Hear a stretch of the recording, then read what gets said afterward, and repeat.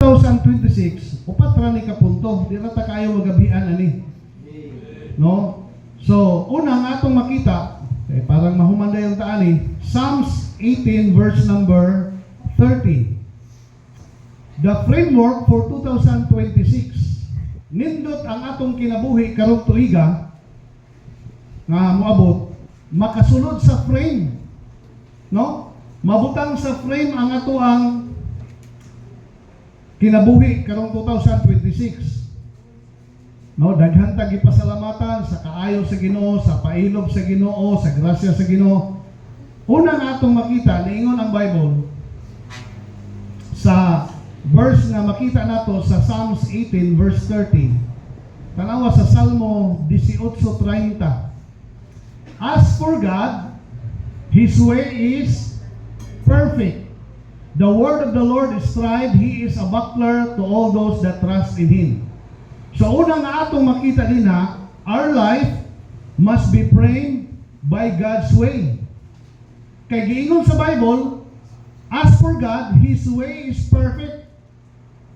Diba? Naamay atong mga pamaagi usahay, maghuna-huna ta nga kini murag okay ni nga pamaagi. Pero atong hinumduman ang giingon ba sa Bible, ang gisulti sa Bible, gi-remind ta sa Proverbs 14 verse number 12, there is a way which seemeth right unto a man, but the end thereof are the ways of death. Wala na'y pinakanindot nga paagi, kundili ang paagi sa Dios. Diba? Usahay na'y paagi may be good, but not God's.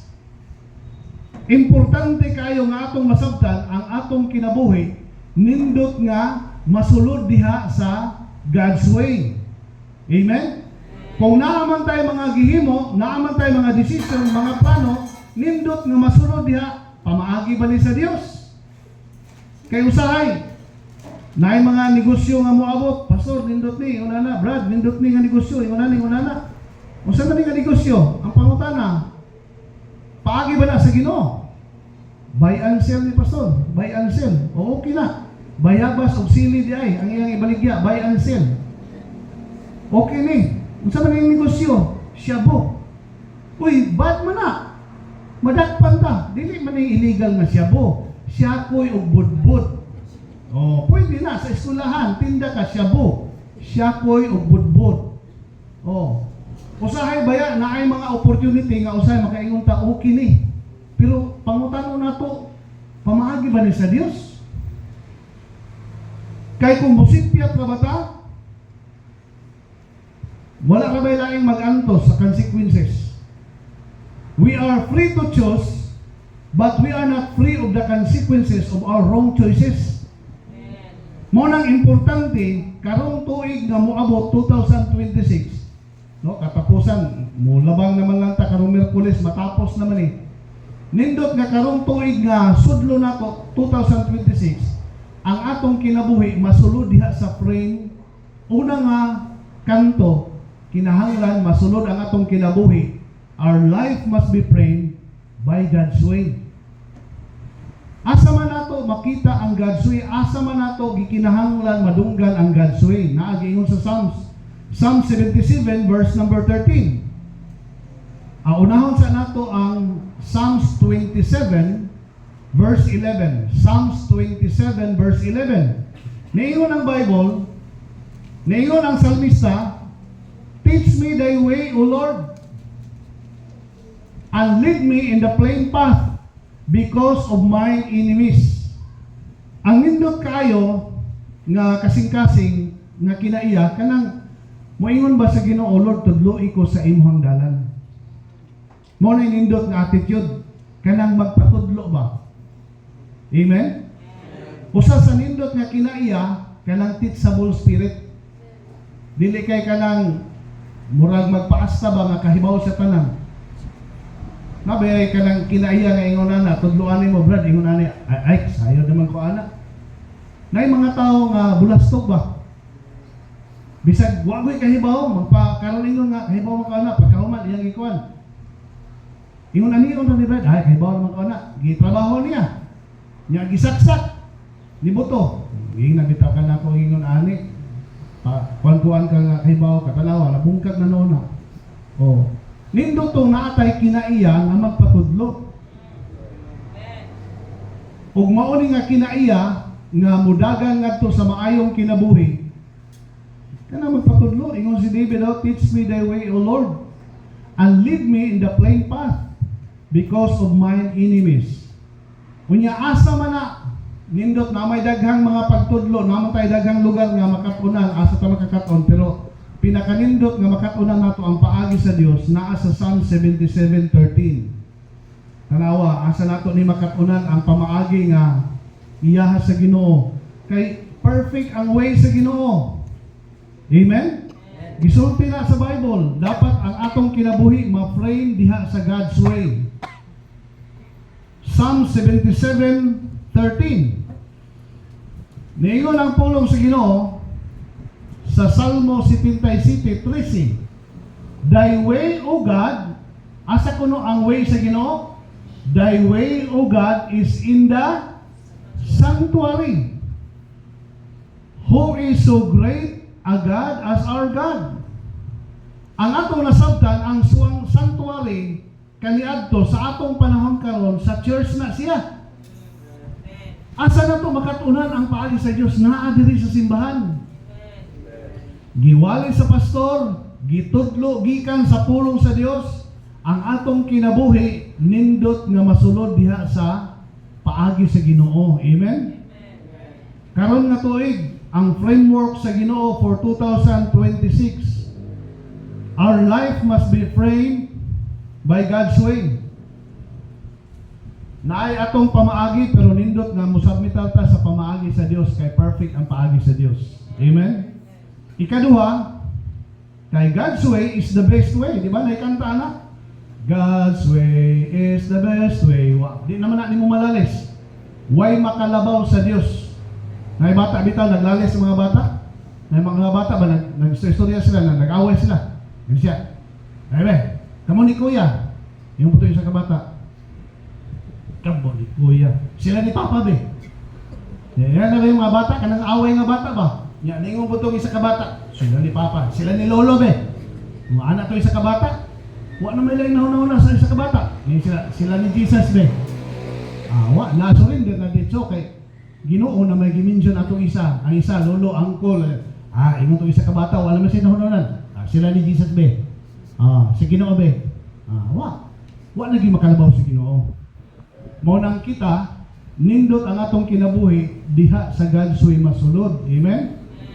Pinakasipti ang atong kinabuhi kung naa sa paagi sa Dios. Ikaduha, Proverbs 30 verse number 5. The framework for 2026. Una nga frame, our life must be framed by God's way. Nindot ang atong kinabuhi magsubay ta sa paagi nga iyaha sa Dios.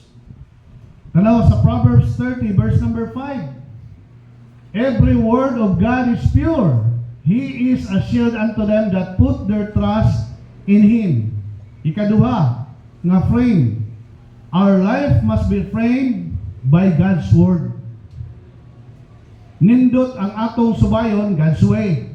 Nindot ang atong sundon, God's word. Amen? Ngano man, ang pulong sa Ginoo, gikinahanglan ni nato matag karon og unya. Tanaw nato ang giingon sa Isaiah 40 verse number 8. Tanaw ang giingon sa pulong sa Ginoo, Isaiah 40 verse number 8. The grass withereth, the flower fadeth, but the word of our God shall stand forever. Hebrews chapter 4 verse number 12. The word of God is quick and powerful, sharper than any two-edged sword, piercing even to the dividing asunder of joints and marrow, and is a discerner of the thoughts and intents of the heart. Gikinahanglan nato ang gahom sa pulong sa Dios. Ngano man, kita na ay mga daghang panahon masayop ba yata? Mo agree mo ana? Naay daghang mga panahon nga dili ta magsunod sa pamaagi nga iya sa Dios. Pero kung mabadlong ta sa pulong sa Ginoo, matudloan ta, makorekta sa pulong sa Dios, maayo na para nato ang pulong sa Dios. So mo nang gikinahanglan nato ni hinumdumi naluwas ba yata ang pulong sa Dios mo instrumento nga naluwas ta. Amen? 1 Peter chapter 1 verse 23, being born again by the word of God. Naluwas kita pinaagi sa instrumento nga mao ang pulong sa Dios. Nga buhi o nagapadayon hangtod sa kahangturan. Kay ang realidad sa kinabuhi, nagkinahanglan ta sa pulong sa Ginoo ingon nga pagkaon sa atong kalag. Amen? Gisultihan ta sa pulong sa Dios, Mateo 4 versikulo 4, ang tao di mabuhi sa tinapay lamang, kundi sa matag pulong nga muguwa gikan sa baba sa Dios. We need God's word as our spiritual food. In Psalms 119:105, di ba? Thy word is a lamp unto my feet and a light unto my path. Gikinahanglan nato ang pulong sa Dios as our guide. Kay kung dili ta magsubay sa pulong sa Dios, pwede tang masaag ang atong kinabuhi. Amen? Doon ay sayings nagingon, the Bible is like a compass. It always points the believer in right direction.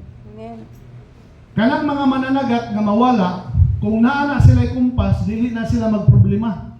Nganuman, makatuod na sila kay tungod sa kumpas. Kay mao man ay mutudlo nila, asa sila muadto, asa sila dili muadto. Kanang mga adventurer, kanang mga laagan ba? Kanang tinuod yun nga mga laagan, kanang mga pakbag, magsubay-subay bukid. Kasagaran ana nga gamit nga naa nila kumpas. Kahibaw na sila, bisag magsuok-suok na sila dito sa kalasangan, mutanaw na nagkumpas, mahibaw sila asa sila mo exit, asa sila mo padong, asa sila safety, asa sila delikado, nahibaw na sila. O ang kumpas, ginulagway ang pulong sa Dios. The more nga magtamod ta, magsubay ta sa pulong sa Dios, the more safety ang atong kinabuhi. Amen. Dili gyud na malalis na kamatuoran. So ang atong kinabuhi not only must be framed by God's way, our life must be framed by God's word. Kay gikinahanglan gyud nato matag karon unya ang pulong sa Dios. Amen. Gani kung kanang curious lang gyud ta, naa sa kanta sa mga bata kung panin-an nato, di ba? Ang kanta sa mga bata nag-ingon, read your Bible, pray every day, and you grow. Usab gyud ba yan sa makatabang nato nga mo-grow ta spiritually? Nganong na ay Kristohanon, mawalihan sa pastor, ma-offended, mahiubos, di na mo balik og simba, manluod na, ngano na? Tungod kay wala maka-grow scripturally. Siguro way kaon-kaon sa pulong sa Dios.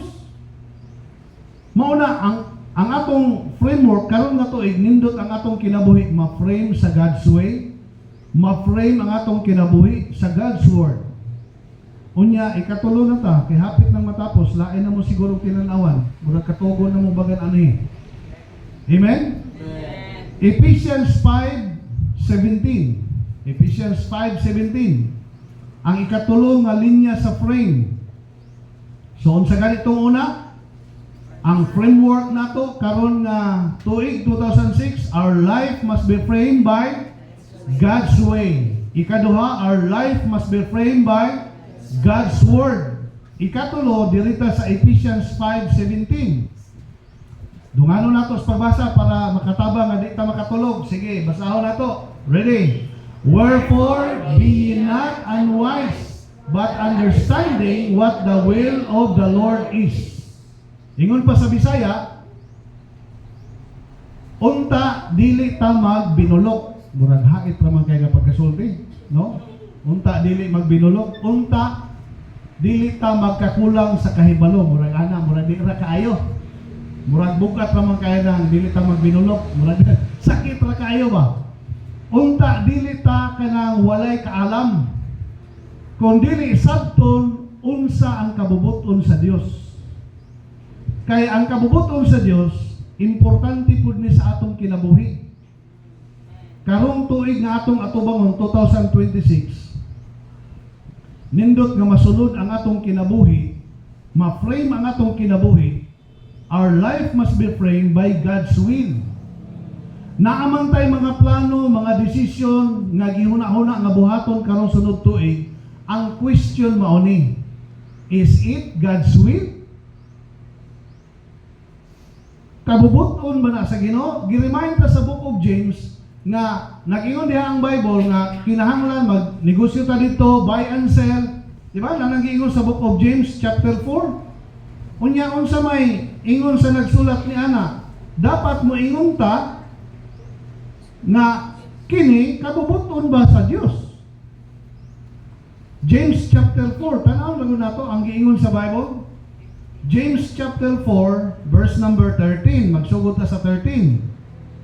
Go to now, ye that say, today or tomorrow we will go into such a city. Plano man eh.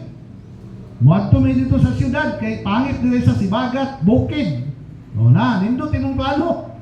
Muadto kag siyudad. So man into such a city and continue there a year. Oh, isa ka tuig.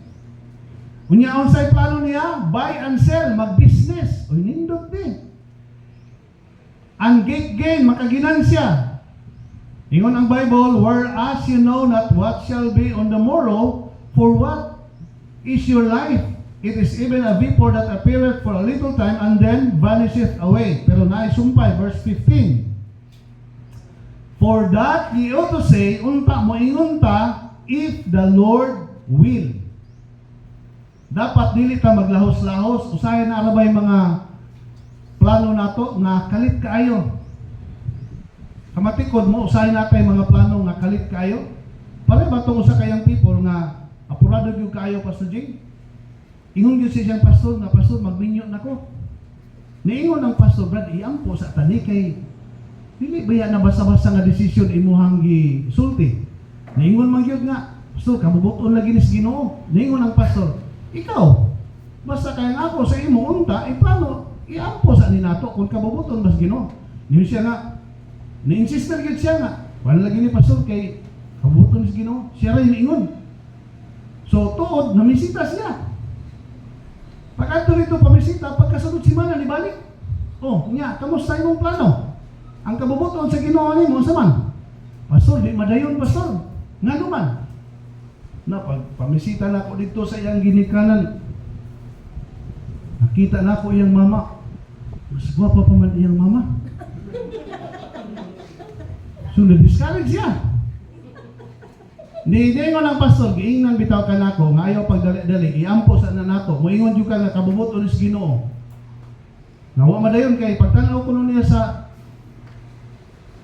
uganganon niya nga umaabot matitsuraan pa man kay sa iya nga sa unon. So discourage siya. Yun siya, pastor, wa madayon pastor. Di. Adisip nila ka itong young people, giingnan sa pastor, dalisa. Nako'y tambag nimo. Panid-i, basig ang lola, mas gwapa pa. Kanto na lang.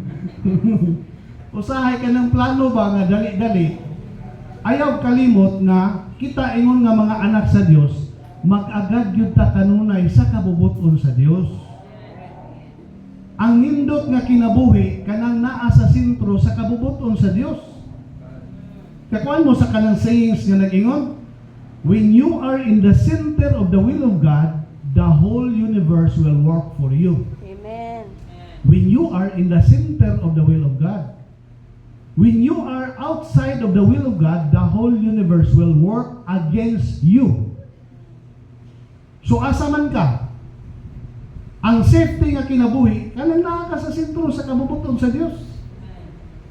Paghatag ni Brad Marlon ang nang sakyanan dito sa Cavite, nagkuhan ko nga unta iparin nyo, di naman yun makaya kay gawa sa time, apiki na yun kaayo, dito na lang nairin nyo. So sige, biyahe, ako sunada, kaya may gihatagod. Basin pala dili idayon, o di nga biyahe. Di, biyahe may nipasutalan.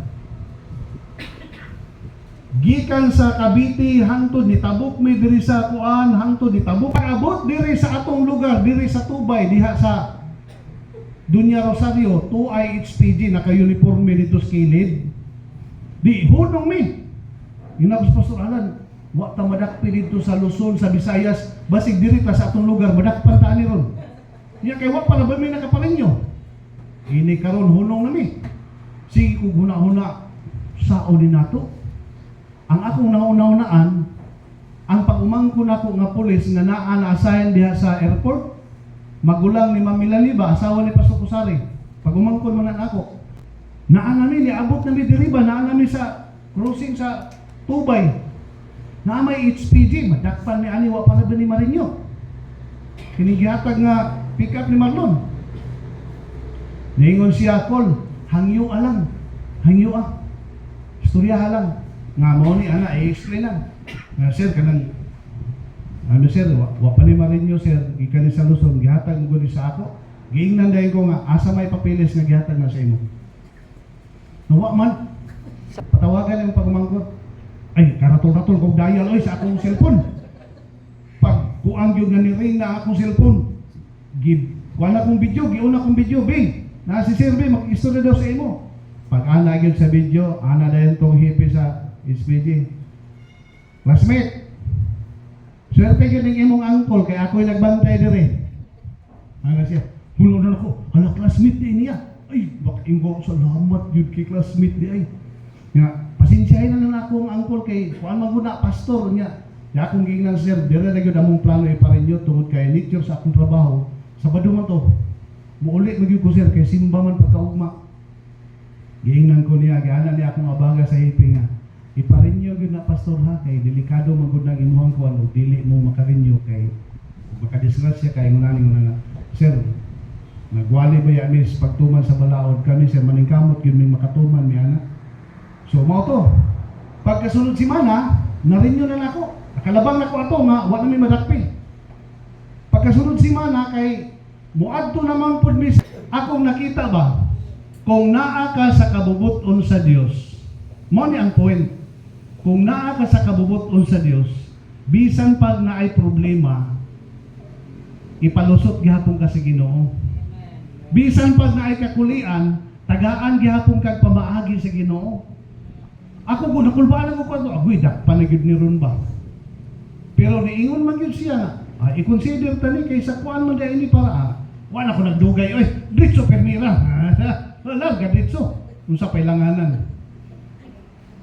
So ang akong nakita, nindot ang atong kinabuhi nga naa sa kabubuton sa Dios. Maunang gikinahanglan nato ang atong kinabuhi ma-frame diha sa God's way, sa God's word, sa God's will. Kay mao ni ang gisulti mahitungod sa God's will. To know God's will is the greatest knowledge. To do the will of God is the greatest achievement. Inside the will of God, there is no failure. Outside the will of God, there can be no real success. Knowing and obeying the will of God is the key to victorious Christian life. So asa man ka, dapat diha ka sa God's will. Nga naman, wala na pinakalindot nga kinabuhi kung naakas kabubuton sa Dios. Mao bitaw bisag nagkalisod ta, malipayon gihapon ta nagpadayon. Kami nakamisyon man ko sa Siargao for 7 years. Pag walay sudan, ay simple magdiskarte ka kay parang makasudan. Among balay, ang girintahan namo, makita na dihang hunasan. Pag tanaw na ko nga hunas, magdala ko anang floor wax nga kanang baldi nga gamay gani sudan na floor wax. Dal-una na ako, libot ko dito sa hunasan. Paigo mo po sa Ginoo daghang kay kinason. Dili ko sa mga bato, dito mga kinason. Mapuno po ang kanang pluruwak sa balde. Pag uli, na sudan. Pag tanaw na ako, way sudan niya, tanaw na ako taubman. Kuha ko patbag, butang ko kutsilyo, butangan akong silopendaan, kunya guma. Sakay ko sa bike. Subay-subay sa kilid sa kalsada. Makasiplat ko nga naay puso, hunungan ako, kuha ko kutsilyo, ngita ko kahoy, bugkot na akong kutsilyo, dughito na ako ang puso, dalon ako. Daghan man paagi ang puso maluto, masutan. Pwede nimong saladon, pwede nimong gisahon. Nya pwede man pud na nimong bula-bulahon. Lapuan na nimo, tantara nimo, bilahan nimo magic sarap. Kuha lang tayubong gamay, isa ra ka itlog. Ilog ng mga bata. Sulbad ang pamahaw. apil papadiod to. Basta kay di lang ka mo reklamo, mabuhi gihapon ka. Oh, pastor, wala ka nireklamo nga, lisod man. Og nireklamo ko, asa man ko makaabot sa akong kahimtang karon. Nag-enjoy na ko sa panalangin kung katong na panahon nga nagkalisod. Kadumdum man ko atong inyong simbahan dito nga manungtong ta kay lapo kayo. Bisita ko ni mo dito nga tungtong ta dito sa kuanya, ulan man. Ano ba itong sanilas dere? Hindi balhin man. Diri ka ni tongtong kay ulan-ulan man. Nagtuho kay nignaog ni mo na pa yung sanilas. Wala diha ko naanod na. Kakita ba ko sitwasyon na ni dito sa una? Karon kaya ay na kay ninyo. Unya mo undang na hinuon ka. Naunsa ka diha? Wa ka ni mo undang sa unang wa ko mo'y property. Karon nun kadako ang yung property. Kung pwede palang mangayo may isa kingon ani. Gamay ra katong amo. Tanaw-tanaw ko, grabe, milyonaryo ng pastor si Bagat ba? Manindot ni siya, basta naa nasubay sa God's way. Ang atong kinabuhi, malindot ni siya kung magsubay na sa God's word. Ang atong kinabuhi, nindot ang dagan ini kung magsubay na siya sa God's will. Unya, ni ay last, kay last na lang yun ni. Kay murag, ni katawa mo diya, pero lain na inyong gibapit. Sa Psalms 111 verse 2 to 4. Gani. Morning last nga linya sa frame para manindot atong kinabuhi. Tanaw na to Psalms 111 2 to 4. Okay pa? Okay pa, hapit na tang mahuman. Psalms atong basahon ingon ang Bible. Oh. The works of the Lord are great, sought out of all them that have pleasure therein. Nasayod ta ang work sa Ginoo dako kaayo. Mabitan ang giingon sa Bible, the harvest truly is plenteous, but the laborers are few. Gamay ra man gyud mo surrender pag pangalagad sa Ginoo nga magpastor. Magpastor ka?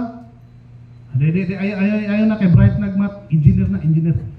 Ikaw, kini kay medyo minus ni. Bible school ka dong, Bible school. Usahay ang iadto sa Bible school katong medyo murag daginuton ba? Ingon pang pastor ko sari, may gani kay gidagino tas Ginoo. Ingon pa niya sa height, disqualified. Sa hitsura, medyo mura makapasar daw. Garasan kayo. Siya, o dili pa ko gwapo, di mo ko makasayaw gwapa, mura niya kapuntusan. Ang buluhaton sa Ginoo, gamay ra gyud mo sulod ani pag-apil. Tanawan ang giingon sa verso, sought out of all them that have pleasure therein. Pangitaon pagyud ang naay kalipay nga mabuhat sa buluhaton sa Dios kay dili man tanan ganahan magpastor. Kay pagsugod pa lang dan, lisod kanang imong istorya pastor, manugit-tugit og puso, kauwaw pud ana. Mura man kag nangawat ana kay di ba imong saging. Oh, muna ingon sa uban, grabe mangawat day ka pastor na kay manugit man kag puso niya, wala ka manangid. Ay bahala ko sa itawag niyo basta nabuhi ko. Wa man po'y gipriso nga gikiha kay nanugit ang puso saging. Pangitao nato ang naay kalipay sa buluhaton sa Dios. Tanawa verse 3. Verse number 3, 1111 verse 3. His work, pero kung naa ka sa buluhaton sa Dios, bisag dili ka konsihal, dili ka mayor, dili ka gobernador, honorable. Jinky Plaza, honorable. Nga naman, naa sa work sa Ginoo. Honorable. Makasuot o makakuan, makapurma, di basta-basta. Pagtanong sa pilido yung plaza, di basta-basta ni. Honorable. Glorious. And His righteousness endureth forever. Verse number 4. Tanaw ang sa giingon sa pulong sa Dios. He hath made His wonderful works to be remembered. The Lord is gracious and full of compassion. Tanaw nimo ang buluhaton sa Ginoo. Dako kaayo. Gamay ray magsuluwining ikumparar sa sulod sa simbahan, pilay attendance ninyo ibutang nato 80. Pila naman ka porsyento ang mag-visit ana ni kasabado? Pila ba? Pila ra ka buok. Ang naay ka ng kasing-kasing ba nga mukuan sa buluhaton sa Ginoo. Nya ang uban pa gyud mo ana diha. dili pa gyud tinuod yun. Oh, mo man ay realidad gyud ba ya? Gamay ra yun. So, kita, parang manindot ang atong kinabuhi kay mga anak mata sa Ginoo, our life must be framed by God's work. Be a part of the work of God. Kailang mahimot ang kabahin ba? Salamat daghan ninyo nag-involve sa buluhaton sa Ginoo. Mga young people, nalipay ko, salamat nindot inyong testimony, nangapil mo kam, dadasig mo, na-recall na ko ang akong kinabuhi kaniadto. Na sa Diyos. Na-frame mga akong kinabuhi diha sa kabubuton sa Diyos. Na-frame mga akong kinabuhi diha sa buluhaton sa Diyos. Kung gusto kang nindot ang imong kinabuhi karong moabot nga tuig nga atong atubangon, unta ang atong kinabuhi ma-frame diha sa God's way. Unta ang atong kinabuhi ma-frame ayaw gawas sa kabubuton sa Diyos. Nga naman, piligro ang imong kinabuhi gawas sa kabubuton sa Ginoo. Unta ang atong kinabuhi ma-frame kanang ma-involve ta ba diha sa buluhaton sa Ginoo. Katapusan nga verse kining sa okay pa, katapusan na lang nga verse. 1 Corinthians 16:15 to 18. Be a part in the work of God. Be active in the work of God. Kung active man ta sa mga kalihukan sa kining purpose, dunay mga membro, grabe aktiba kay sa kalihukan sa purpose. Ay, pag sa dancing hall, ay, alas 7 magsugod, alas 5 to anak. Alangan kay kung mo-absent ka, kaltasan mag 500. Grabe ka active kayo. Meeting ta, purpose ha, meeting, purpose ka alauna. Wa pa, alas 12 pa, tuwa na dito. Hadlok man nga kaltasan ng 500. Sa simbahan, magsimba ta, alas 9. Alas 9, to apas balay. Usayan sa Ginoo ba, dili kay nato seryosohon.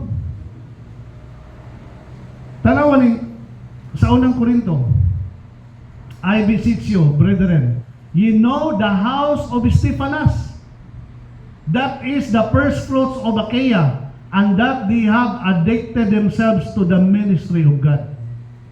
Kini nga klase sa pamilya, mga adik-adik sila. Pero adik-adik sa ministry sa Ginoo. Ayaw pag adik-adik ka nang mapareha ka sa presidente nato nga Di Mayo. Ayan na, kining adik-adik sa ministry. No? Adik sila sa ministry of the saints. Kanang, ug naay activity ba sa simbahan, di gud pwede, dili mo apil. Na youth camp, ay mo apil pa, wa man kay kwarta. Ay lagi, sponsoran lagi tang pastor. Kanang naagi pagtuo ba nga, maka-apil gyud. Nindot na nga kinaiya. So, ayaw sugot nga ang imuhang kinabuhi, dili ka ma-involve sa buluhaton sa Ginoo. Unsa man ang kinaiya ining mga tao nga naa sa buluhaton sa Ginoo, kanang involved sa buluhaton sa Ginoo ba? Na, ang sumpayan nga verse tanawa. Verse 16. That ye submit yourselves unto such and everyone that helpeth. Mauning attitude sa mga tao nga adik sa ministry. Naagyoy attitude nga mo tabang. Unsa ba? Mo labor, mo hago, dili na mag-matter kung magkabihan o sa oras, basta lang makatabang sa buluhaton sa Ginoo. Nag-share si Pastor Jinky, pagtrabaho ninyo ani ang mga mason, alas 10 na muna human. Ugma activity naa gihapon mo. Maunay mga membro, maunay mga tao nga gikinahanglan sa buluhaton sa Dios. Kanang adik-adik sa ministry ba mo, tabang, mag-labor.